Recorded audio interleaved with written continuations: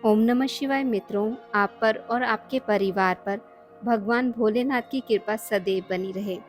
आज मैं आपको सातों वारों की संपूर्ण कथाएं सुनाने जा रही हूँ, जिन्हें नित्य नियम से प्रतिदिन सुनने से होती है मनोकामनाओं की पूर्ति।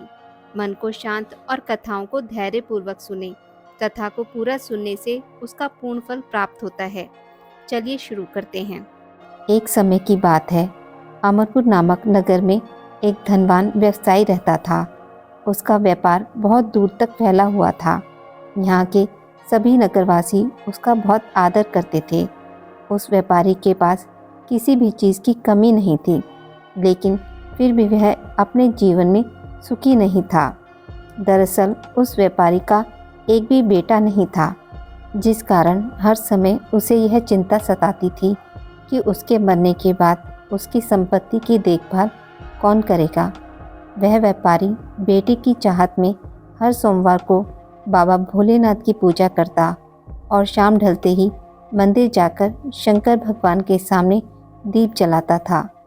एक दिन माँ पार्वती उसकी श्रद्धा भक्ति से खुश हो गई। उन्होंने बाबा भोलेनाथ से उस व्यापारी की इच्छा पूरी करने के लिए प्रार्थना की।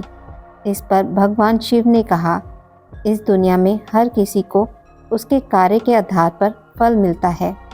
भगवान शंकर के समझाने पर भी पार्वती जी नहीं मानी। वह लगातार बाबा भोलेनाथ से यही कहती रही कि उस व्यापारी की इच्छा पूरी कर दीजिए। अंत में शिवजी ने माँ पार्वती के अनुरोध पर उस व्यापारी को बेटे का वरदान दिया। आशीर्वाद देने के बाद भगवान शंकर ने पार्वती माता से कहा, मैंने आपके अनुरोध पर उस व्यापारी को बेटे की प्राप्ति का आशीर्वाद तो दे दिया, लेकिन उसका बेटा केवल 16 साल की उम्र तक ही जीवित रहेगा। यही बात भगवान शिव ने उस व्यापारी के सपने में जाकर उसे भी बताई। वरदान पाकर व्यापारी प्रसन्न था, लेकिन बेटे की उम्र 16 साल ही होगी सोचकर फिर दुखी हो गया। वह पहले की तरह फिर से हर सोमवार को भगवान शंकर की पूजा करने लगा। कुछ महीने बीतने के बाद उसके घर में एक बच्चे ने जन्म लिया जो बहुत सुंदर था। उसका नाम अमर रखा गया। बेटे के जन्म के साथ ही व्यापारी के घर में खुशियां छा गई। बेटे के जन्म की खुशी में एक समारोह भी आयोजन किया गया। इस जश्न के माहौल में व्यापारी अभी भी दुखी था। हर समय उसे यही डर लगता रहता था कि उसका बेटा अधिक दिनों तक जीवित नहीं रहेगा। धीरे धीरे समय बीतता गया। उसका बेटा अमर 12 साल का हो गया। एक दिन व्यापारी ने अपने बेटे को अपनी पत्नी के भाई दीपचंद के साथ पढ़ाई के लिए बनारस भेज दिया। वाराणसी जाते समय रास्ते में जहाँ भी अमर और दीपचंद आराम करने के लिए रुकते, वहाँ वो यज्ञ और ब्राह्मणों के लिए भोजन की व्यवस्था करते जाते थे। कुछ दूर जाने के बाद अमर और दीपचंद एक नगरी में पहुँचे। यह नगर के महाराज की बेटी चंद्रिका की शादी थी, जिसके लिए पूरे नगर को दुल्हन की तरह सजाया गया था। ठीक उसी समय बारात भी आ गई। इस समय लड़के का पिता परेशान था, क्योंकि उसके बेटे की एक आंख खराब थी। उन्हें डर था कि अगर लड़की वालों को यह बात पता चल गई तो वह शादी तोड़ देंगे। तभी उसकी नज़र अमर और दीपचंद पर पड़ी। लड़के के पिता के मन में तुरंत यह ख्याल आया कि क्यों ना अमर को ही दूल्हा बनाकर शादी के मंडप में बिठा दिया जाए। एक बार जब उसका विवाह राजकुमारी से हो जाएगा तो फिर उसके बाद उसे कुछ पैसे देकर वहाँ से विदा कर देंगे। फिर राजकुमारी और अपने बेटे को अपने घर ले आएंगे। लड़के के पिता ने बिना देरी के दीपचंद से इस बारे में बात की और धन का प्रस्ताव रखा। दीपचंद ने पैसों के लालच में आकर तुरंत हाँ बोल दिया और अमर को दूल्हा बनाकर मंडप में बिठा दिया। यहाँ राजा ने राजकुमारी का कन्यादान कर विवाह संपन्न कराया और बहुत सारी संपत्ति के साथ अपनी बेटी को विदा किया। शादी के बाद जब अमर वहाँ से लौट रहा था तो उसे लगा कि झूठ बोलना सही नहीं है, और उसने राजकुमारी चंद्रिका के दुपट्टे पर सारी सच्चाई लिख दी। अमर ने लिखा, प्रिय राजकुमारी चंद्रिका, तुम्हारे साथ छल हुआ है। तुम्हारा विवाह मेरे साथ कराया गया। मैं एक व्यापारी का पुत्र हूँ और फिलहाल पढ़ाई के लिए वाराणसी जा रहा हूँ। तुम्हारी शादी जिससे तय हुई थी उसकी एक आंख खराब है। राजकुमारी ने यह सच जानने के बाद उस लड़के के साथ जाने से इनकार कर दिया और अपने पिता के साथ ही रहने लगी। उधर अमर वाराणसी के गुरुकुल में पहुंचकर पढ़ाई करने लगा। धीरे धीरे समय बीतता गया और अमर 16 साल का हो गया। इस दौरान उसने एक महायज्ञ का आयोजन किया। यज्ञ समाप्त होने के बाद अमर ने सभी ब्राह्मणों को खाना खिलाया और उन्हें कपड़े दिए। सारे काम खत्म करने के बाद अमर रात में अपने कमरे में सोने चला गया। भगवान शंकर के वरदान के मुताबिक उसी रात अमर के प्राण चले गए। अगली सुबह जब दीपचंद उसके कमरे में पहुंचा तो उसने देखा कि अमर जीवित नहीं है। वह ज़ोर ज़ोर से रोने लगा। उसके रोने की आवाज़ सुनकर आसपास के सभी लोग इकट्ठा हो गए और अपना दुख जताने लगे। दीपचंद के रोने की आवाज़ भगवान शंकर और माँ पार्वती के कानों तक भी पहुंची। यह सुन माता पार्वती ने कहा, हे स्वामी, मैं दीपचंद के रोने की इस आवाज़ को बर्दाश्त नहीं कर पा रही हूँ। कृपया करके इसके दुख को दूर करें। पार्वती जी की बात सुनकर बाबा भोलेनाथ अमर के पास पहुँचे। यहाँ उन्होंने देखा कि यह तो वही बालक है जिसे केवल 16 साल की उम्र तक ही जीवित रहने का आशीर्वाद मिला था। इसके बाद भगवान शिव सीधे माँ पार्वती के पास पहुँचे और कहा, हे गौरी, मरने वाला बालक उसी व्यापारी का पुत्र है। इसने अपनी उम्र पूरी कर ली है। यह सुन माता पार्वती ने भगवान शिव से एक बार फिर से आग्रह किया। उन्होंने कहा, स्वामी, आप कृपा करके इस बालक को दोबारा जीवित कर दें। इसे मृत देख इसके माता पिता भी अपने प्राण त्याग देंगे। माता पार्वती ने बाबा भोलेनाथ को याद दिलाया कि अमर के पिता उनके सबसे बड़े भक्त हैं। कई सालों से वे हर सोमवार को उनकी पूजा करते आ रहे हैं। माँ गौरी के अनुरोध पर भगवान शंकर ने अमर को जीवित होने का आशीर्वाद दिया और अमर दोबारा जिंदा हो गया। कुछ समय बाद अमर की पढ़ाई पूरी हो गई तो वह अपने मामा दीपचंद के साथ वापस अपने गांव को चला गया। चलते चलते दोनों उसी नगरी में जा पहुँचे जहां राजकुमारी चंद्रिका से उसका विवाह हुआ था। यहाँ पहुंचकर अमर ने एक महायज्ञ किया। तभी पास से गुजर रहे उस नगर के महाराज ने महायज्ञ होते देखा। महाराज ने एक ही पल में अमर को पहचान लिया और महायज्ञ के समाप्त होते ही वो अमर और दीपचंद को अपने साथ ले गए। कुछ दिनों तक उन्होंने अमर और दीपचंद को अपने महल में ही रखा। उसके बाद महाराज ने संपत्ति और कपड़े देकर राजकुमारी को अमर के साथ भेज दिया। महाराज ने रास्ते में उनकी रक्षा के लिए कुछ सैनिक भी भेज दिए। दीपचंद भी महल से अपने नगर को पहुंचा और दूत के हाथों अमर के आने की सूचना व्यापारी तक पहुंचाई। व्यापारी को जैसे ही पता चला कि उसका बेटा 16 साल की उम्र के बाद भी जीवित है तो वह बहुत खुश हुआ।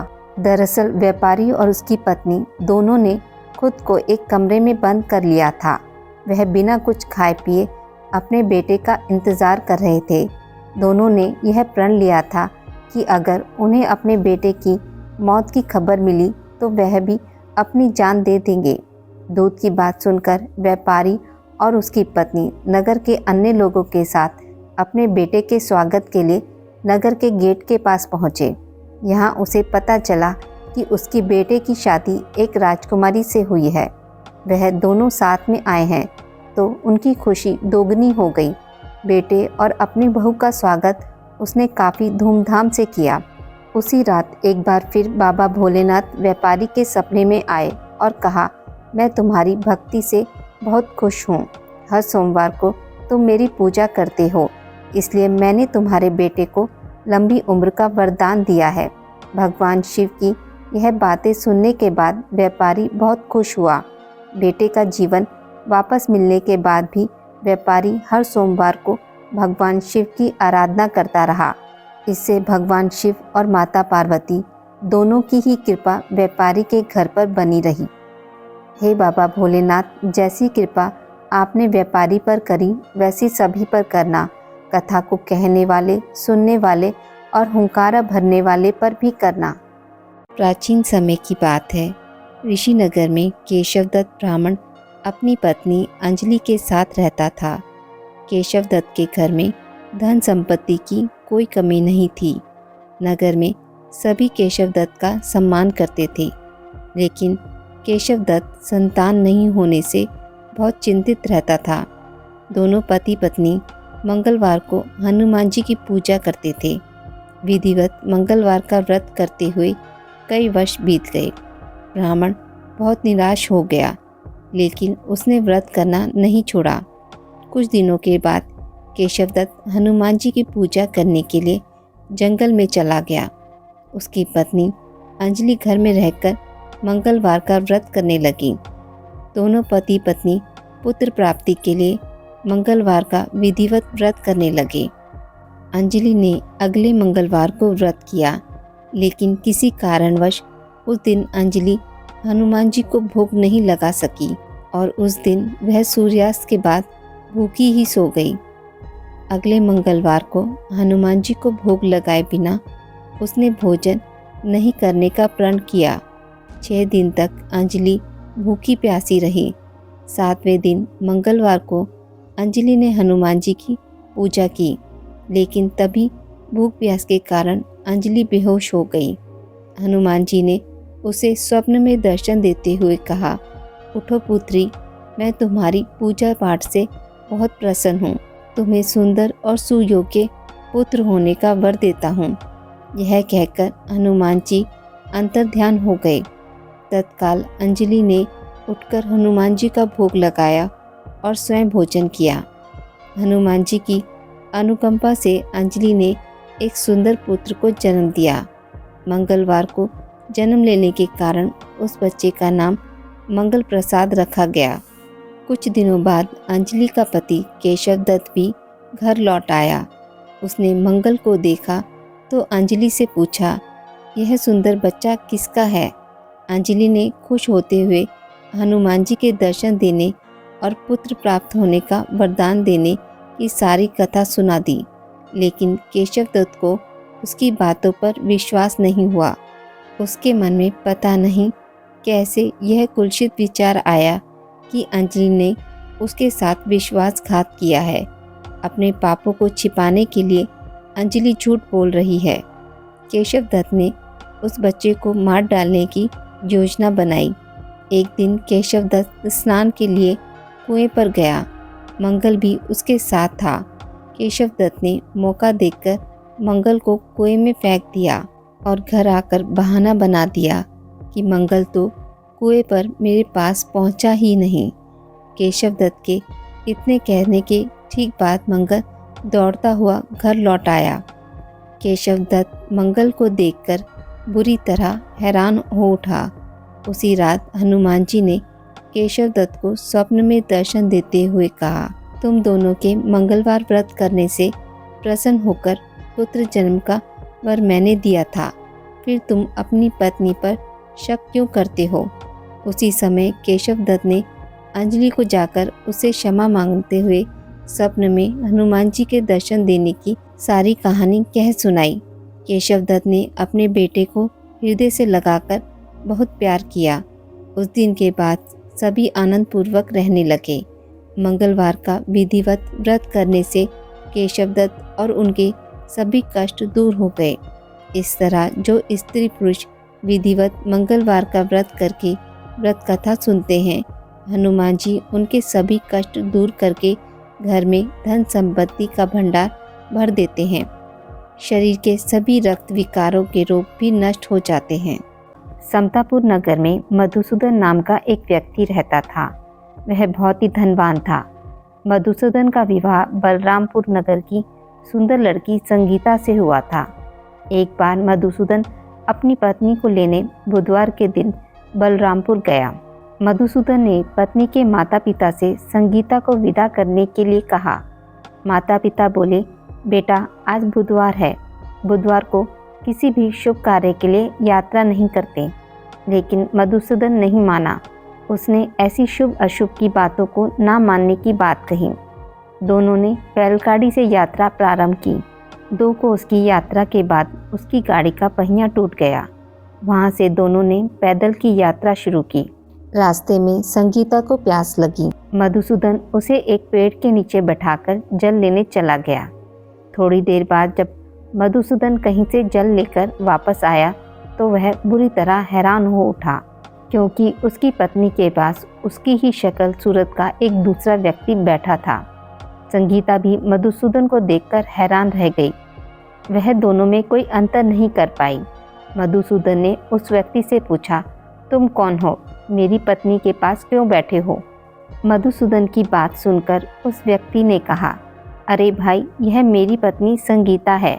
मैं अपनी पत्नी को ससुराल से विदा करके लाया हूँ। लेकिन तुम कौन हो जो मुझसे ऐसा प्रश्न कर रहे हो? मधुसूदन ने कहा, तुम ज़रूर कोई चोर या ठग हो। यह मेरी पत्नी संगीता है। मैं इसे पेड़ के नीचे बैठाकर जल लेने गया था।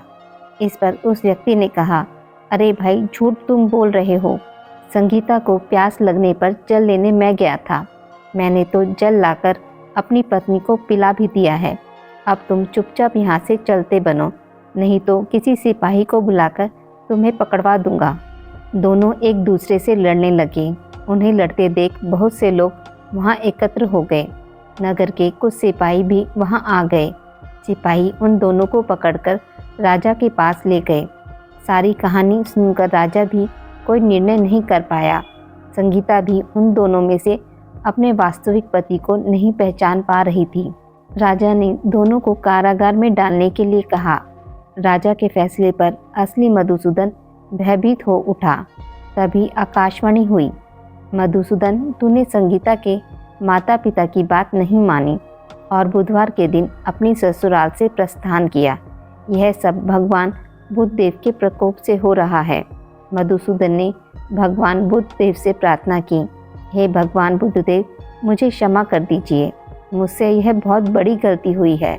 भविष्य में अब कभी बुधवार के दिन यात्रा नहीं करूँगा और सदैव बुधवार को आपका व्रत किया करूँगा। मधुसूदन के प्रार्थना करने से भगवान बुद्ध देव ने उसे क्षमा कर दिया। तभी दूसरा व्यक्ति राजा के सामने से गायब हो गया। राजा और दूसरे लोग इस चमत्कार को देखकर हैरान हो गए। भगवान बुद्धदेव की इस अनुकंपा से राजा ने मधुसूदन और उसकी पत्नी को सम्मानपूर्वक विदा किया। कुछ दूर चलने पर रास्ते में उन्हें बैलगाड़ी मिल गई। बैलगाड़ी का टूटा हुआ पहिया भी जुड़ा हुआ था। दोनों उसमें बैठकर समतापुर की ओर चल दिए। मधुसूदन और उसकी पत्नी संगीता दोनों बुधवार को व्रत करते हुए आनंदपूर्वक जीवन यापन करने लगे। इस तरह भगवान बुद्धदेव की कृपा से उनके यहाँ खुशियाँ बरसने लगीं। इस तरह जो स्त्री पुरुष विधिवत बुधवार का व्रत करके व्रत कथा सुनते हैं, भगवान बुद्धदेव उनके सभी कष्ट दूर करते हैं। प्राचीन काल की बात है। इसी राज्य में एक बड़ा प्रतापी और दानी राजा राज करता था। वह गुरुवार को व्रत रखकर दीन दुखियों की मदद करके पुण्य प्राप्त करता था, परंतु यह बात उसकी रानी को अच्छी नहीं लगती थी। वह ना तो व्रत करती थी और ना ही दान पुण्य में विश्वास रखती थी। इतना ही नहीं, वह राजा को भी ऐसा करने से मना करती थी। एक समय की बात है, राजा शिकार खेलने के लिए वन में गए। घर पर रानी और दासी थी। उसी समय गुरु बृहस्पति देव साधु का रूप धारण कर राजा के दरवाजे पर भिक्षा मांगने आए तो रानी कहने लगी, हे साधु महाराज, मैं इस दान और पुण्य से तंग आ गई हूँ। आप कोई ऐसा उपाय बताएं जिससे कि सारा धन नष्ट हो जाए और मैं आराम से रह सकूं। इतना सुनकर बृहस्पति देव ने कहा, हे देवी, तुम बड़ी विचित्र हो। संतान और धन से कोई दुखी होता है? अगर अधिक धन है तो इसे शुभ कार्यों में लगाओ। कुंवारी कन्याओं का विवाह कराओ। विद्यालय और बाग बगीचों का निर्माण कराओ, जिससे तुम्हारे दोनों लोग सुधरेंगे। परंतु साधु की इन बातों से रानी को खुशी नहीं हुई। उसने कहा, मुझे ऐसे धन की आवश्यकता नहीं है जिसे मैं दान दूं और जिसे संभालने में मेरा सारा समय नष्ट हो जाए। तब साधु ने कहा, अगर तुम्हारी ऐसी इच्छा है तो मैं जैसा तुम्हें बताता हूँ तुम वैसा ही करना। गुरुवार के दिन तुम घर को गोबर से लीपना, अपने बालों को पीली मिट्टी से धोना, राजा से हजामत बनाने को कहना, भोजन में मांस मदिरा का प्रयोग करना, कपड़े धोबी के यहाँ धुलने देना। इस प्रकार 7 बृहस्पतिवार करने से तुम्हारा समस्त धन नष्ट हो जाएगा। इतना कहकर साधु के रूप में बृहस्पति देव अंतर्ध्यान हो गए। साधु की कही बातों को पूरा करते हुए रानी को केवल 3 बृहस्पतिवार बीते थे कि उनकी समस्त धन संपत्ति नष्ट हो गई। भोजन के लिए राजा का परिवार तरसने लगा। तब एक दिन राजा ने रानी से बोला कि हे रानी, तुम यहीं रहो, मैं दूसरे देश को जाता हूँ, क्योंकि यहाँ पर मुझे सभी लोग जानते हैं, इसलिए मैं कोई छोटा कार्य नहीं कर सकता। ऐसा कहकर राजा दूसरे देश चला गया। वहाँ वह जंगल में लकड़ी काटकर लाता और शहर में बेचता। इस तरह वह अपना जीवन व्यतीत करने लगा। इधर राजा के प्रदेश जाते ही रानी और दासी दुखी रहने लगी। एक बार जब रानी और दासी को 7 दिन तक बिना भोजन के रहना पड़ा तो रानी ने अपनी दासी से कहा, हे दासी, पास के नगर में मेरी बहन रहती है, वह बड़ी धनवान है, तू उसके पास जा और कुछ ले आ, ताकि थोड़ी बहुत गुजर बसर हो जाए। दासी रानी की बहन के पास गई। उस दिन गुरुवार था और रानी की बहन उस समय बृहस्पतिवार व्रत की कथा सुन रही थी। दासी ने रानी की बहन को अपनी रानी का संदेश दिया, लेकिन रानी की बड़ी बहन ने कोई उत्तर नहीं दिया। जब दासी को रानी की बहन से कोई उत्तर नहीं मिला तो वह बहुत दुखी हुई और उसे क्रोध भी आया। दासी ने रानी को सारी बात बता दी। ये सुनकर रानी ने अपने भाग्य को कोसा। उधर रानी की बहन ने सोचा कि मेरी बहन की दासी आई थी, परंतु मैं उसे नहीं बोली, इससे वह बहुत दुखी हुई होगी। कथा सुनकर और पूजा समाप्त करके वह अपनी बहन के घर आई और कहने लगी, हे बहन, मैं बृहस्पतिवार का व्रत कर रही थी, तुम्हारी दासी मेरे घर आई थी, परंतु जब तक कथा होती है तब तक ना तो उठते हैं और ना ही बोलते हैं, इसलिए मैं नहीं बोली। बताओ दासी क्यों आई थी? रानी बोली, बहन, तुमसे क्या छुपाऊं, हमारे घर में खाने तक को अनाज नहीं है। ऐसा कहते कहते रानी की आंखें भर आई। उसने अपनी दासी समेत पिछले 7 दिनों से भूखे रहने की पूरी बात अपनी बहन को बता दी। देखो बहन, भगवान बृहस्पति देव सबकी मनोकामना पूर्ण करते हैं। देखो, शायद तुम्हारे घर में भी अनाज रखा हो। पहले तो रानी को विश्वास नहीं हुआ, पर बहन के आग्रह करने पर उसने दासी को अंदर भेजा तो उसे सचमुच अनाज से भरा एक घड़ा मिल गया। यह देखकर दासी को बड़ी हैरानी हुई। दासी रानी से कहने लगी कि हे रानी, जब हमको भोजन नहीं मिलता तो हम व्रत ही तो करते हैं, इसलिए क्यों ना इनसे व्रत और कथा की विधि पूछ ली जाए ताकि हम भी व्रत कर सकें। तब रानी ने अपनी बहन से बृहस्पतिवार व्रत के बारे में पूछा।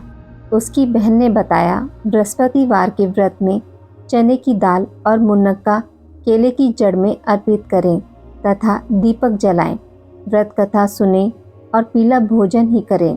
इससे बृहस्पति देव और भगवान विष्णु प्रसन्न होते हैं।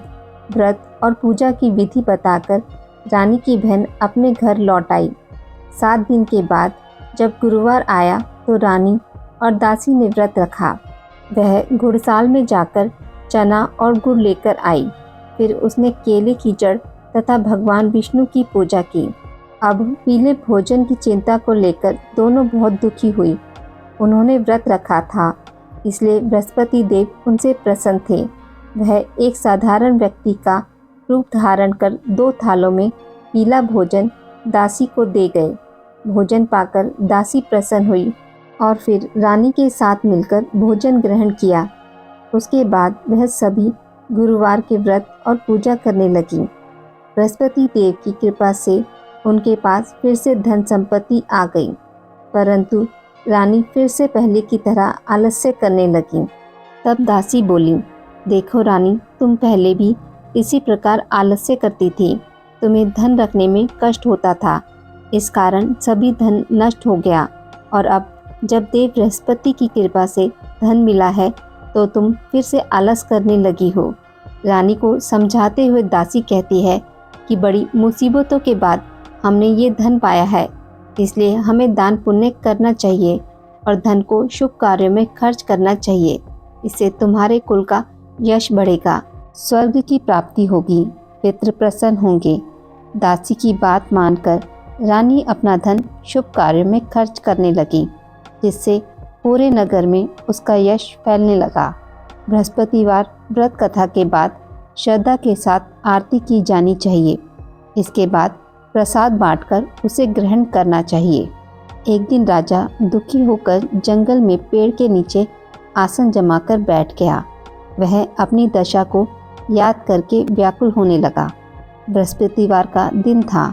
एकाएक उसने देखा कि निर्जन वन में एक साधु प्रकट हुए। वह साधु वेश में स्वयं बृहस्पति देवता थे। लक्कड़हारे के सामने आकर बोले, हे लक्कड़हारे, इस सुनसान जंगल में तू चिंता मगन क्यों बैठा है? लक्कड़हारे ने दोनों हाथ जोड़कर प्रणाम किया और उत्तर दिया, महात्मा जी, आप सब कुछ जानते हैं, मैं क्या कहूँ। यह कहकर रोने लगा और साधु को अपनी आत्मकथा सुनाई। महात्मा जी ने कहा, तुम्हारी स्त्री ने बृहस्पतिवार के दिन बृहस्पति भगवान का निरादर किया है, जिसके कारण रुष्ट होकर उन्होंने तुम्हारी यह दशा कर दी। अब तुम चिंता को दूर करके मेरे कहने पर चलो तो तुम्हारे सब कष्ट दूर हो जाएंगे और भगवान पहले से भी अधिक संपत्ति देंगे। तुम बृहस्पतिवार के दिन कथा किया करो। 2 पैसे के चने मक्का लाकर उसका प्रसाद बनाओ और शुद्ध जल से लोटे में शक्कर मिलाकर अमृत तैयार करो। कथा के पश्चात अपने सारे परिवार और सुनने वाले प्रेमियों में अमृत व प्रसाद बांटकर आप भी ग्रहण करो। ऐसा करने से भगवान तुम्हारी सभी मनोकामनाएं पूरी करेंगे। साधु के ऐसे वचन सुनकर लक्कड़हारा बोला, हे प्रभु, मुझे लकड़ी बेचकर इतना पैसा नहीं मिलता जिससे भोजन के उपरांत कुछ बचा सकूं।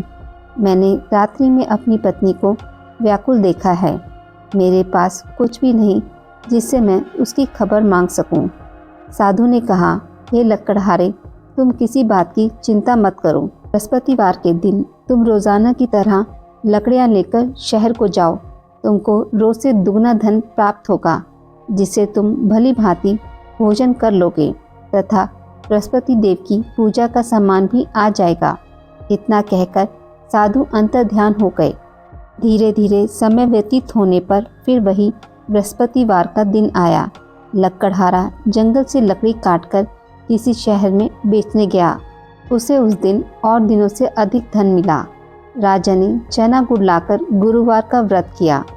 उस दिन से उसके सभी कलेश दूर हो गए। परंतु जब दोबारा गुरुवार का दिन आया तो बृहस्पतिवार का व्रत करना भूल गया। इस कारण बृहस्पति भगवान नाराज हो गए। उस दिन उस नगर के राजा ने विशाल यज्ञ का आयोजन किया तथा शहर में यह घोषणा करा दी कि कोई भी मनुष्य अपने घर में भोजन ना बनावे, ना आग जलावे। समस्त जनता मेरे यहाँ भोजन करने आवे। इस आज्ञा को जो न मानेगा उसे फांसी की सज़ा दी जाएगी। इस तरह की घोषणा संपूर्ण नगर में करवा दी गई। राजा की आज्ञा अनुसार शहर के सभी लोग भोजन करने गए, लेकिन लक्कड़हारा कुछ देर से पहुंचा, इसलिए राजा उसको अपने साथ घर लिवा ले गए और ले जाकर भोजन करा रहे थे तो रानी की दृष्टि उस खूंटी पर पड़ी जिस पर उसका हार लटका हुआ था। वह वहां पर दिखाई नहीं दिया। रानी ने निश्चय किया कि मेरा हार इस मनुष्य ने चुरा लिया है। उसी समय सिपाहियों को बुलवा उसे कारागार में डलवा दिया। जब लक्कड़हारा कारागार में पड़ गया और बहुत दुखी होकर विचार करने लगा कि ना जाने कौन से पूर्व जन्म के कर्म से मुझे यह दुख प्राप्त हुआ, और उसी साधु को याद करने लगा जो कि जंगल में मिला था। उसी समय तत्काल बृहस्पति देव साधु के रूप में प्रकट हुए और उसकी दशा को देखकर कहने लगे, अरे मूर्ख, तूने बृहस्पति देव की कथा नहीं करी, इसी कारण तुझे दुख प्राप्त हुआ। अब चिंता मत कर, बृहस्पतिवार के दिन कारागार के दरवाजे पर 4 पैसे पड़े मिलेंगे, उनसे तू बृहस्पति देव की पूजा करना, तेरे सभी कष्ट दूर हो जाएंगे। बृहस्पतिवार के दिन उसे 4 पैसे मिले। लकड़हारे ने कथा कही। उसी रात्रि को बृहस्पति देव ने उस नगर के राजा को स्वप्न में कहा, हे राजन, तुमने जिस आदमी को कारागार में बंद कर दिया है वह निर्दोष है, वह राजा है, उसे छोड़ देना। रानी का हार उसी खूंटी पर लटका है। अगर तू ऐसा नहीं करेगा तो मैं तेरे राज्य को नष्ट कर दूंगा। इस तरह रात्रि के स्वप्न को देखकर राजा प्रातःकाल उठा और खूंटी पर हार देखकर लकड़हारे को बुलाकर क्षमा मांगी तथा लकड़हारे को योग्य सुंदर वस्त्र आभूषण देकर विदा कर दिया। बृहस्पति देव की आज्ञा अनुसार लकड़हारा अपने नगर को चल दिया। राजा जब अपने नगर के निकट पहुंचा तो उसे बड़ा आश्चर्य हुआ। नगर में पहले से अधिक बाग, तालाब, कुएं तथा बहुत सी धर्मशाला, मंदिर आदि बन गई हैं। राजा ने पूछा, यह किसका बाग और धर्मशाला है? तब नगर के सब लोग कहने लगे, यह सब रानी और बांदी के हैं। तो राजा को आश्चर्य हुआ और गुस्सा भी आया। जब रानी ने यह खबर सुनी कि राजा आ रहे हैं तो उन्होंने बांदी से कहा कि हे दासी, देख राजा हमको कितनी बुरी हालत में छोड़ गए थे, हमारी ऐसी हालत देखकर वह लौट ना जाएं, इसलिए तू दरवाजे पर खड़ी हो जा। आज्ञा अनुसार दासी दरवाजे पर खड़ी हो गई। राजा आए तो उन्हें अपने साथ लिवा लाई। तब राजा ने क्रोध करके अपनी रानी से पूछा कि यह धन तुम्हें कैसे प्राप्त हुआ है? तब उन्होंने कहा, हमें यह सब धन बृहस्पति देव के इस व्रत के प्रभाव से प्राप्त हुआ है। राजा ने निश्चय किया कि 7 रोज बाद तो सभी बृहस्पति देव का पूजन करते हैं, परंतु मैं प्रतिदिन दिन में 3 बार कहानी तथा रोज व्रत किया करूँगा। अब हर समय राजा के दुपट्टे में चने की दाल बंधी रहती तथा दिन में 3 बार कहानी कहता। एक रोज राजा ने विचार किया कि चलो अपनी बहन के यहाँ हो आवे। इस तरह निश्चय कर राजा घोड़े पर सवार हो अपनी बहन के यहाँ को चलने लगा। मार्ग में उसने देखा कि कुछ आदमी एक मुर्दे को लिए जा रहे हैं। उन्हें रोककर राजा कहने लगा, अरे भाइयों, मेरी बृहस्पति देव की कथा सुन लो। वे बोले, लो हमारा तो आदमी मर गया, इसको अपनी कथा की पड़ी है। परंतु कुछ आदमी बोले, अच्छा कहो, हम तुम्हारी कथा भी सुनेंगे। राजा ने दाल निकाली और जब कथा आधी ही हुई थी कि मुर्दा हिलने लग गया और जब कथा समाप्त हो गई तो राम राम करके मनुष्य खड़ा हो गया। आगे मार्ग में उसे एक किसान खेत में हल चलाता मिला। राजा ने उसे देख और उससे बोले, अरे भाई, तुम मेरी बृहस्पतिवार की कथा सुन लो। किसान बोला, जब तक मैं तेरी कथा सुनूंगा तब तक 4 हरिया जोत लूँगा, जा अपनी कथा किसी और को सुनाना। इस तरह राजा आगे चलने लगा। राजा के हटते ही बैल पछाड़ खाकर गिर गए तथा किसान के पेट में बड़ी जोर का दर्द होने लगा। उस समय उसकी माँ रोटी लेकर आई। उसने जब यह देखा तो अपने पुत्र से सब हाल पूछा और बेटे ने सभी हाल कह दिया। तो बुढ़िया दौड़ी दौड़ी उस घुड़सवार के पास गई और उससे बोली कि मैं तेरी कथा सुनूंगी, तू अपनी कथा मेरे खेत पर चलकर ही कहना। राजा ने बुढ़िया के खेत पर जाकर कथा कही, जिसके सुनते ही वह बैल उठ खड़े हुए तथा किसान के पेट का दर्द भी बंद हो गया। राजा अपनी बहन के घर पहुंचा। बहन ने भाई की खूब मेहमानी की। दूसरे रोज प्रातःकाल राजा जागा तो वह देखने लगा कि सब लोग भोजन कर रहे हैं। राजा ने अपनी बहन से कहा, ऐसा कोई मनुष्य है जिसने भोजन नहीं किया हो, जो मेरी बृहस्पतिवार की कथा सुन ले। बहन बोली, हे भैया, यह देश ऐसा ही है कि पहले यहाँ लोग भोजन करते हैं, बाद में अन्य काम करते हैं। अगर कोई पड़ोस में हो तो देखाऊं। वह ऐसा कहकर देखने चली गई, परंतु उसे कोई भी ऐसा व्यक्ति नहीं मिला जिसने भोजन ना किया हो। अतः वह एक कुम्हार के घर गई जिसका लड़का बीमार था। उसे मालूम हुआ कि उनके यहाँ 3 रोज से किसी ने भोजन नहीं किया है। रानी ने अपने भाई की कथा सुनने के लिए कुमार से कहा। वह तैयार हो गया। राजा ने जाकर बृहस्पतिवार की कथा कही, जिसको सुनकर उसका लड़का ठीक हो गया। अब तो राजा की प्रशंसा होने लगी। एक रोज राजा ने अपनी बहन से कहा कि हे बहन, हम अपने घर को जाएंगे, तुम भी तैयार हो जाओ। राजा की बहन ने अपनी सास से कहा। सास ने कहा, चली जा, परंतु अपने लड़के को मत ले जाना, क्योंकि तेरे भाई के कोई औलाद नहीं है। बहन ने अपने भाई से कहा, हे भैया, मैं तो चलूँगी, पर कोई बालक नहीं जाएगा। राजा बोला, जब कोई बालक नहीं चलेगा तब तुम ही क्या करोगी। बड़े दुखी मन से राजा अपने नगर को लौट आया। राजा ने अपनी रानी से कहा, हम निर्वंशी हैं, हमारा मुख देखने का धर्म नहीं है और कुछ भोजन आदि नहीं किया। रानी बोली, हे प्रभु, बृहस्पति देव ने हमें सब कुछ दिया है, वह हमें औलाद अवश्य देंगे। उसी रात को बृहस्पति देव ने राजा के स्वप्न में कहा, हे राजा, उठ, सभी सोच को त्याग दे, तेरी रानी गर्भ से है। राजा को यह बात सुनकर बड़ी खुशी हुई। 9वें महीने में उसके गर्भ से एक सुंदर पुत्र पैदा हुआ। तब राजा बोला, हे रानी, स्त्री बिना भोजन के रह सकती है, पर बिना कहे नहीं रह सकती। जब मेरी बहन आवे तुम उससे कुछ मत कहना। रानी ने सुनकर हाँ कर दिया। जब राजा की बहन ने यह शुभ समाचार सुना तो वह बहुत खुश हुई तथा बधाई लेकर अपने भाई के यहाँ आई। तभी रानी ने कहा, घोड़ा चढ़कर तो नहीं आई, गधा चढ़ी आई। राजा की बहन बोली, भाभी, मैं इस प्रकार ना कहती तो तुम्हें औलाद कैसे मिलती। बृहस्पति देव ऐसे ही हैं, जैसी जिसकी कामना हो सभी को पूर्ण करते हैं। जो सद्भावना पूर्वक बृहस्पतिवार का व्रत करता है, कथा पढ़ता है अथवा सुनाता है, दूसरों को सुनाता है, बृहस्पति देव उसकी सभी मनोकामनाएं पूर्ण करते हैं। भगवान बृहस्पति देव उसकी सदैव रक्षा करते हैं। संसार में जो मनुष्य सद्भावना से भगवान जी का पूजन व्रत सच्चे हृदय से करते हैं, तो उनकी सभी मनोकामनाएं पूर्ण करते हैं। जैसी सच्ची भावना से रानी और राजा ने उनकी कथा का गुणगान किया, तो उनकी सभी इच्छाएं बृहस्पति देव जी ने पूर्ण की थी। इसलिए पूर्ण कथा सुनने के बाद प्रसाद लेकर जाना चाहिए। हृदय से उनका मनन करते हुए जयकारा बोलना चाहिए। बोलो बृहस्पति देव की जय, भगवान विष्णु की जय। बृहस्पति देव की कथा। प्राचीन काल में एक ब्राह्मण रहता था। वह बहुत ही निर्धन था। उसकी कोई संतान नहीं थी।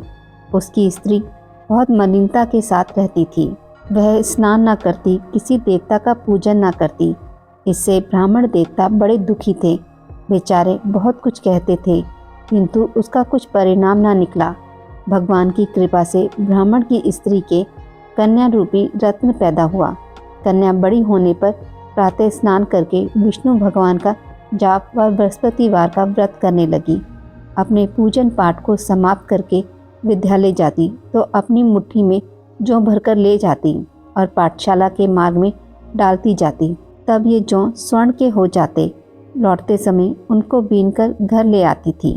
एक दिन वह बालिका सूप में उस सोने के जौ को फटकार कर साफ कर रही थी कि उसके पिता ने देख लिया और कहा, हे बेटी, सोने के जौ के लिए सोने का सूप होना चाहिए।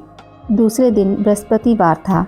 इस कन्या ने व्रत रखा और बृहस्पति देव से प्रार्थना करके कहा, मैंने आपकी पूजा सच्चे मन से की हो तो मेरे लिए सोने का सूप दे दो। बृहस्पति देव ने उसकी प्रार्थना स्वीकार कर ली। रोजाना की तरह वह कन्या जौ फैलाती हुई जाने लगी। जब लौटकर जौ बीन रही थी तो बृहस्पति देव की कृपा से सोने का सूप मिला। उसे वह घर ले आई और उसमें जौ साफ करने लगी, परंतु उसकी माँ का वही ढंग रहा। एक दिन की बात है कि वह कन्या सोने के सूप में जौ साफ कर रही थी। उस समय उस शहर के राजा का पुत्र वहाँ से होकर निकला। इस कन्या के रूप को, कार्य को देखकर मोहित हो गया तथा अपने घर आकर भोजन तथा जल त्याग कर उदास होकर लेट गया। राजा को जब इस बात का पता लगा तो अपने प्रधानमंत्री के साथ उसके पास गए और बोले, हे बेटा, तुम्हें किस बात का कष्ट है? किसी ने अपमान किया है अथवा कोई और कारण है? सो कहो, मैं वही कार्य करूँगा जिससे तुम्हें प्रसन्नता हो। अपने पिता की राजकुमार ने बातें सुनी तो वह बोला, मुझे आपकी कृपा से किसी बात का दुख नहीं है। किसी ने मेरा अपमान भी नहीं किया, परंतु मैं उस लड़की से विवाह करना चाहता हूँ जो सोने के सूप में जौ साफ कर रही थी। यह सुनकर राजा आश्चर्य में पड़ गया और बोला, हे बेटा, इस तरह की कन्या का पता तुम ही लगाओ, मैं उसके साथ तेरा विवाह अवश्य ही करवा दूंगा। राजकुमार ने उस लड़की के घर का पता बतलाया। तब मंत्री उस लड़की के घर गए और ब्राह्मण देवता को सभी हाल बतलाया। ब्राह्मण देवता राजकुमार के साथ अपनी कन्या का विवाह करने के लिए तैयार हो गए तथा विधि विधान के अनुसार ब्राह्मण की कन्या का विवाह राजकुमार के साथ हो गया। कन्या के घर से जाते ही पहले की भांति उस ब्राह्मण देवता के घर में गरीबी का निवास हो गया। अब भोजन के लिए भी अन्न बड़ी मुश्किल से मिलता था। एक दिन दुखी होकर ब्राह्मण देवता अपनी पुत्री के पास गए। बेटी ने पिता की दुखी अवस्था को देखा और अपनी माँ का हाल पूछा। तब ब्राह्मण ने सभी हाल कहा। कन्या ने बहुत सा धन देकर अपने पिता को विदा कर दिया। इस तरह ब्राह्मण का कुछ समय सुखपूर्वक व्यतीत हुआ। कुछ दिन बाद फिर वही हाल हो गया। ब्राह्मण फिर अपनी कन्या के यहाँ गया और सारा हाल कहा। तो लड़की बोली, हे पिताजी, आप माताजी को यहाँ लिवा लाओ, मैं उन्हें विधि बता दूंगी जिससे गरीबी दूर हो जाए। वह ब्राह्मण देवता अपनी स्त्री को साथ लेकर पहुँचे तो अपनी माँ को समझाने लगी, हे माँ, तुम प्रातःकाल प्रथम स्नान आदि करके विष्णु भगवान का पूजन करो तो सब दरिद्रता दूर हो जाएगी। परंतु उसकी माँ ने एक भी बात नहीं मानी और प्रातःकाल उठकर अपनी पुत्री के बच्चों की झूठन को खा लिया। उससे उसकी पुत्री को भी बहुत गुस्सा आया और एक रात को कोठरी से सभी सामान निकाल दिया और अपनी माँ को उसमें बंद कर दिया। प्रातःकाल उसे निकाला तथा स्नान आदि करा के पाठ करवाया तो उसकी माँ की बुद्धि ठीक हो गई और फिर प्रत्येक बृहस्पतिवार को व्रत रखने लगी। इस व्रत के प्रभाव से उसके माँ बाप बहुत ही धनवान और पुत्रवान हो गए और बृहस्पति जी के प्रभाव से इस लोक में सुख भोग कर स्वर्ग को प्राप्त हुए। सब लोग विष्णु भगवान की जय बोलो, बृहस्पति देव की जय। किसी शहर में अनेक लोग रहते थे। सभी अपने अपने कामों में लगे रहते थे। किसी को किसी की परवाह नहीं थी। भजन कीर्तन, भक्ति भाव, दया माया, परोपकार जैसे संस्कार कम हो गए। शहर में बुराइयां बढ़ गई थी। शराब, जुआ, रेस, चोरी डकैती वगैरह बहुत से गुनाह शहर में होते थे। इसके बावजूद शहर में कुछ अच्छे लोग भी रहते थे। ऐसे ही लोगों में शीला और उनके पति की गृहस्थी मानी जाती थी। शीला धार्मिक प्रवृत्ति की और संतोषी स्वभाव वाली थी। उनका पति भी विवेक और सुशील था। शीला और उसका पति कभी किसी की बुराई नहीं करते थे और प्रभु भजन में अच्छी तरह समय व्यतीत करते थे। शहर के लोग उनकी गृहस्थी की सराहना करते थे। देखते ही देखते समय बदल गया। शीला का पति बुरे लोगों से दोस्ती कर बैठा। अब वह जल्द से जल्द करोड़पति बनने के ख्वाब देखने लगा, इसलिए वह गलत रास्ते पर चल पड़ा। फलस्वरूप वह रोड़पति बन गया, यानी रास्ते पर भटकते भिखारी जैसी उसकी हालत हो गई थी। शराब, जुआ, रेस, चरस, गांजा वगैरह बुरी आदतों में शीला का पति भी फंस गया। दोस्तों के साथ उसे भी शराब की आदत हो गई। इस प्रकार उसने अपना सब कुछ रेस जुए में गंवा दिया। शीला को पति के बर्ताव से बहुत दुख हुआ, किंतु वह भगवान पर भरोसा कर सब कुछ सहने लगी। वह अपना अधिकांश समय प्रभु भक्ति में बिताने लगी। अचानक एक दिन दोपहर को उनके द्वार पर किसी ने दस्तक दी। शीला ने द्वार खोला तो देखा कि एक माजी खड़ी थी। उसके चेहरे पर अलौकिक तेज निखर रहा था। उनकी आंखों में से मानो अमृत बह रहा था।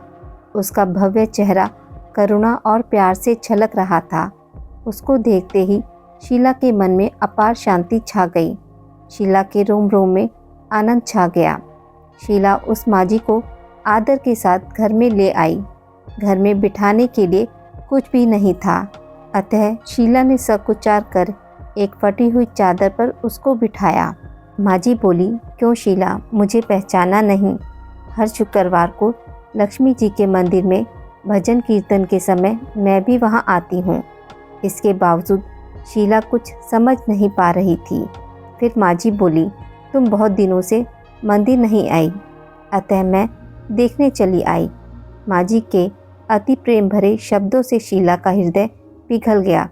उसकी आंखों में आंसू आ गए और वह बिलक बिलक कर रोने लगी। माँ जी ने कहा, बेटी, सुख और दुख तो धूप और छाँव जैसे होते हैं। धैर्य रखो बेटी, मुझे तेरी सारी परेशानी बता।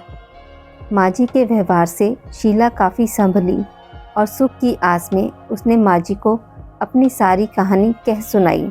कहानी सुनकर माँ जी ने कहा, कर्म की गीता न्यारी होती है।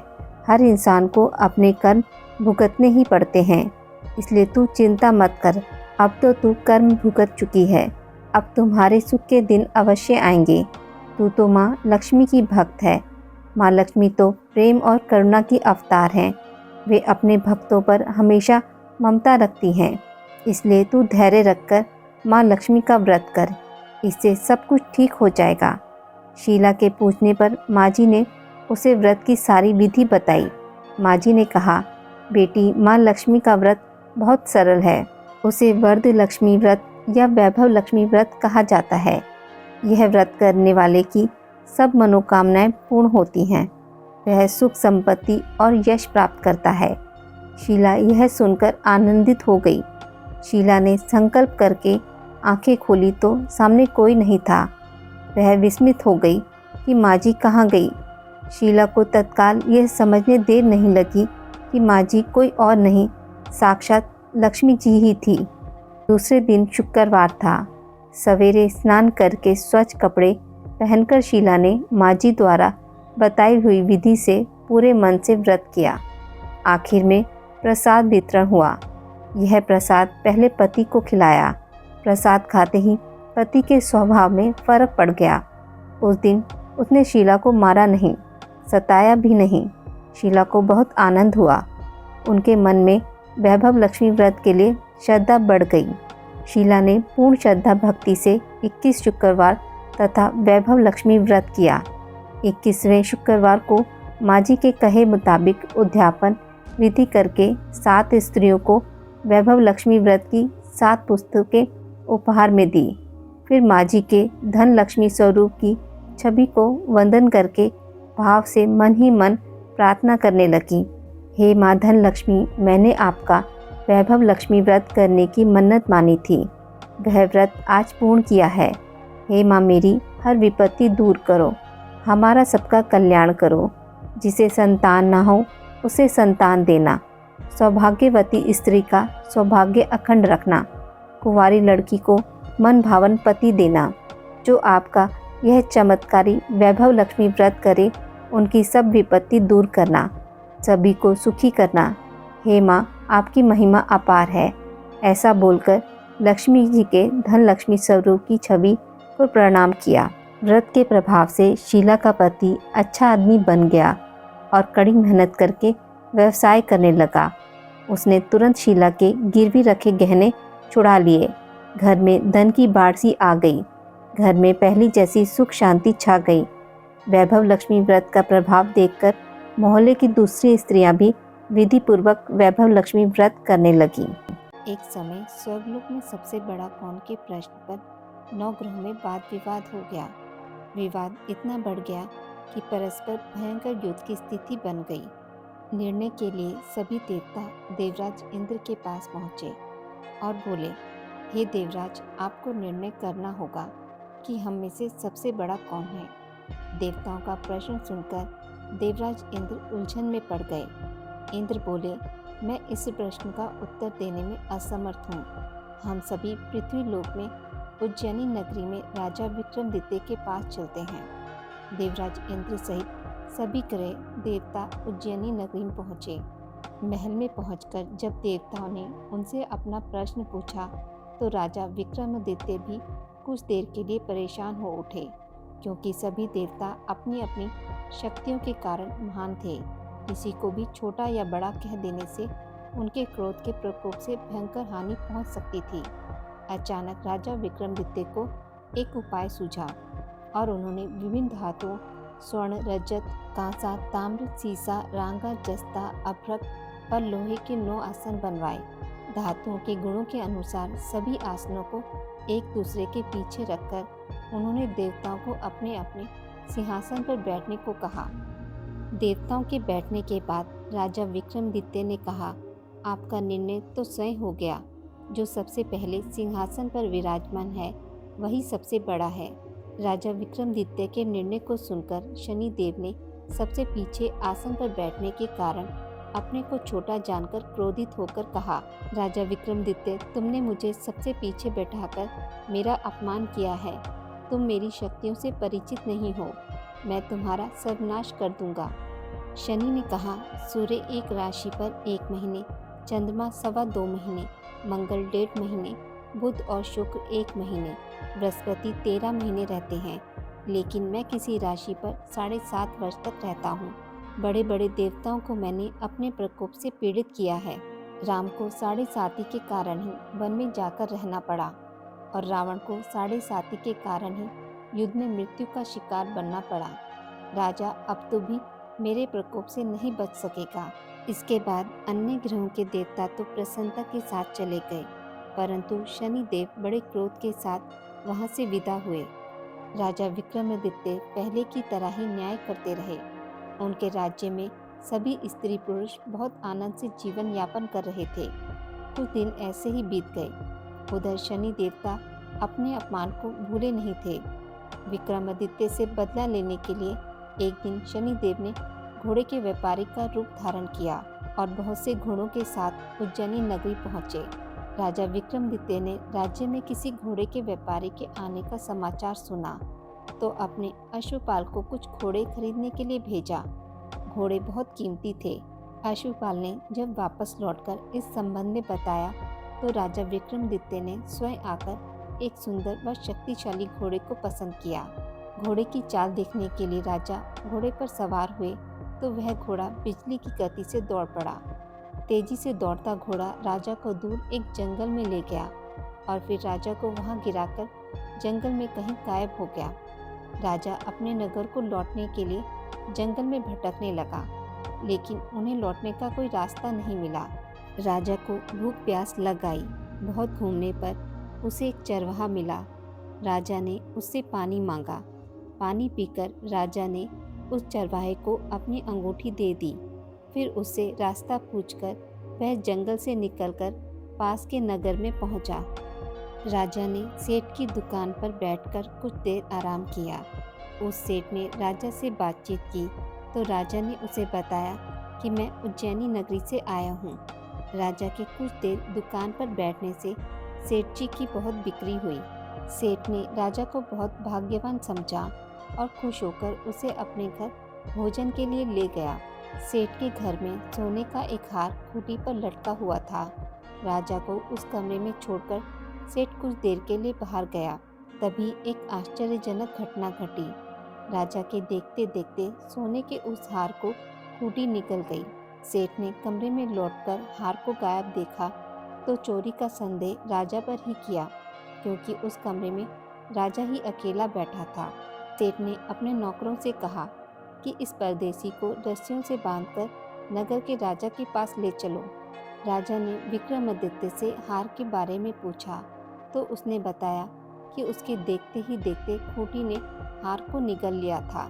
इस पर राजा ने क्रोधित होकर चोरी करने के अपराध में विक्रमादित्य के हाथ पांव कटवाने का आदेश दे दिया। राजा विक्रमादित्य के हाथ पांव काटकर उसे नगर की सड़क पर छोड़ दिया गया। कुछ दिन बाद एक तेली उसे उठाकर अपने घर ले गया और उसे अपने कोल्हू पर बैठा दिया। राजा आवाज देकर बैलों को हाँकता रहता। इस तरह तेली का बैल चलता रहा और राजा को भोजन मिलता रहा। शनि के प्रकोप की 7.5 पूरे होने पर वर्षा ऋतु प्रारंभ हुई। एक रात राजा विक्रमादित्य मेघमल्हार गा रहा था कि तभी नगर के राजा की लड़की राजकुमारी मोहिनी रथ पर सवार उस तेली के घर के पास से गुजरी। उसने मेघमल्हार सुना तो उसे बहुत अच्छा लगा और दासी को भेजकर गाने वाले को बुला लेने को कहा। दासी ने लौटकर राजकुमारी को अपंग राजा के बारे में सब कुछ बता दिया। राजकुमारी उसके मेघमल्हार से बहुत मोहित हुई, अतः उसने सब कुछ जानकर भी अपंग राजा से विवाह करने का निश्चय कर लिया। राजकुमारी ने अपने माता पिता से जब यह बात कही तो वह हैरान रह गए। रानी ने मोहिनी को समझाया, बेटी, तेरे भाग्य में तो किसी राजा की रानी होना लिखा है, फिर तू इस अपंग से विवाह करके अपने पांव पर कुल्हाड़ी क्यों मार रही है? राजकुमारी ने अपनी जिद नहीं छोड़ी। अपनी जिद पूरी कराने के लिए उसने भोजन करना छोड़ दिया और प्राण त्यागने का निश्चय कर लिया। आखिर राजा रानी को विवश होकर अपंग विक्रमादित्य से राजकुमारी का विवाह करना पड़ा। विवाह के बाद राजा विक्रमादित्य और राजकुमारी तेली के घर में रहने लगे। उसी रात स्वप्न में शनिदेव ने राजा से कहा, राजा, तुमने मेरा प्रकोप देख लिया। मैंने तुम्हें अपने अपमान का दंड दिया है। राजा ने शनिदेव से क्षमा करने को कहा और प्रार्थना की कि हे शनिदेव, आपने जितना दुख मुझे दिया अन्य किसी को ना देना। शनिदेव ने कुछ सोचकर कहा, राजा, मैं तो तुम्हारी प्रार्थना स्वीकार करता हूँ। जो कोई स्त्री पुरुष मेरी पूजा करेगा, शनिवार को व्रत करके मेरी व्रत कथा सुनेगा, उस पर मेरी अनुकंपा बनी रहेगी।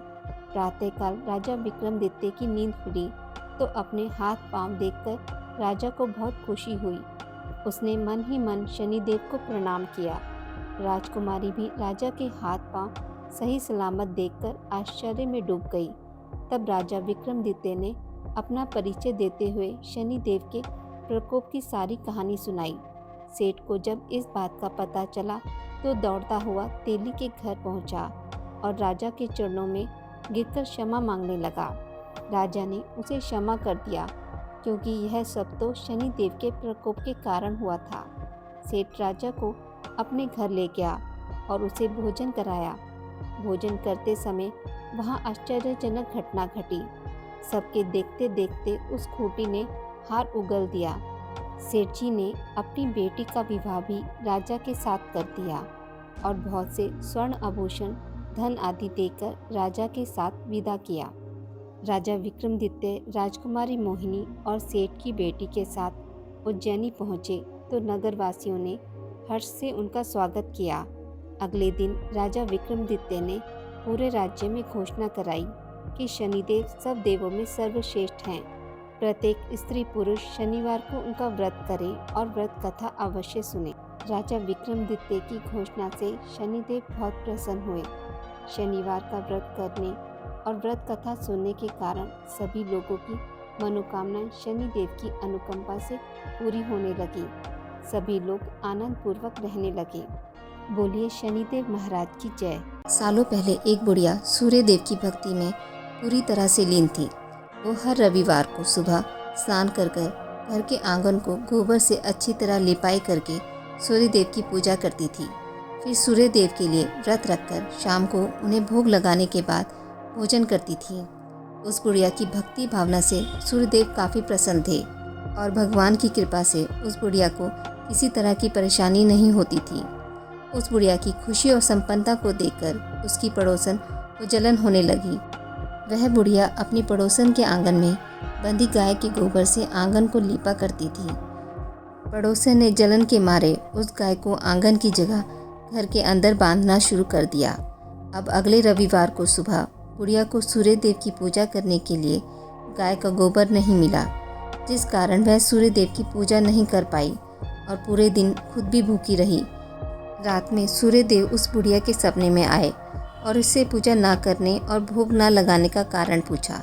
जवाब में बुढ़िया ने बताया, घर के आंगन को लीपने के लिए गोबर नहीं था, इसलिए पूजा नहीं कर पाई। पूजा नहीं करी तो भोग भी नहीं चढ़ाया। बुढ़िया की बात सुनकर सूर्यदेव उनसे कहते हैं कि मैं तुम्हारी भक्ति से प्रसन्न हूँ, इसलिए मैं तुम्हें एक गाय दे रहा हूँ, वो तुम्हारे घर को धन से भर देगी। यह कहते ही सूर्यदेव उसके सपने से चले गए। अगली सुबह जब बुढ़िया की आँख खुलती है तब वह देखती है कि उसके आंगन में एक सुंदर गाय और बछड़ा बंधा हुआ है। यह सब देखकर वह हैरान हो गई। उसे अपने सपने की कोई बात याद नहीं थी। इसे उसने सूर्यदेव की कृपा समझा और गाय को चारा देने लगी। बुढ़िया के आंगन में सुंदर गाय और बछड़े को देखकर पड़ोसन की जलन बढ़ गई। कुछ देर बाद जब बुढ़िया घर के अंदर जाती है तो गाय सोने का गोबर करती है। यह देखकर पड़ोसन चौंक जाती है और उस गोबर को उठाकर अपने घर ले आती है और अपने गाय के गोबर को उसके आंगन में रख देती है। यह सिलसिला कुछ दिनों तक चलता रहा और वो पड़ोसन धनवान हो गई। इधर बुढ़िया को किसी बात की खबर नहीं थी क्योंकि वो सूर्य देव की भक्ति में खोई रहती थी। उधर सूर्य देव को उस महिला की हरकतों पर काफ़ी गुस्सा आता है। उनके गुस्से के कारण धूप काफ़ी बढ़ जाती है, जिस कारण बुढ़िया गाय और बछड़े को घर के अंदर बांध देती है। उसी रात आंधी चलने लगती है, इसलिए वह गाय और बछड़े को आंगन में नहीं निकालती। रात भर गाय अंदर ही बंधी रही। सुबह जैसे ही बुढ़िया की नींद खुलती है तो वो सोने का गोबर देखकर हैरान हो जाती है। उस दिन के बाद से रोज़ाना वो गाय को घर के अंदर बांधने लगी।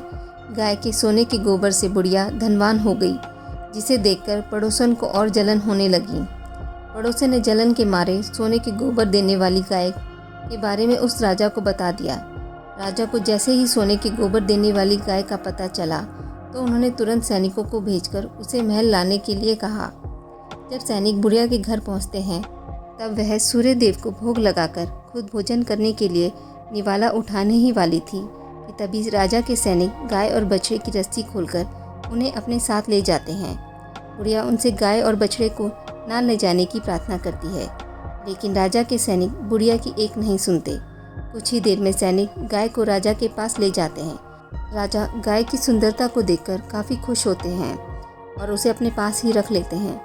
गाय व बछड़े के जाने के गम में बुढ़िया बिना खाए पिए पूरे दिन सूर्य देव से गाय और बछड़े को लौटाने की प्रार्थना करती है। इधर दूसरे दिन सुबह राजा सोने का गोबर देखकर हैरान हो जाता है। उधर बुढ़िया भूखी प्यासी सूर्य देव की प्रार्थना में लगी रहती है।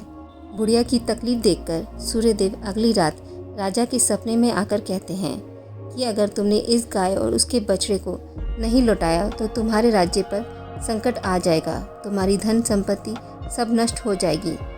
सूर्य देव की बातें सुनकर राजा की नींद टूट जाती है। दूसरे दिन सुबह वो बुढ़िया को गाय और बछड़ा लौटा देते हैं, साथ ही उसे कुछ धन भी देते हैं और उसकी पड़ोसन को सज़ा देते हैं। सूर्य देव की इस चमत्कारी गाय और बुढ़िया पर उनकी कृपा देखकर राजा पूरे नगर के लोगों को हर रविवार सूर्य देव की पूजा करके व्रत रखने के लिए कहते हैं। तभी से ही रविवार के व्रत का चलन शुरू हुआ और राजा के पूरे राज्य में खुशियां ही खुशियां छा गई। आज की इस वीडियो में बस इतना ही। मित्रों, अगर आपको मेरी वीडियोस पसंद आती हैं तो इसे लाइक और शेयर ज़रूर करें और पूजा पाठ से जुड़ी जानकारी के लिए मेरे चैनल को सब्सक्राइब करना ना भूलें। धन्यवाद।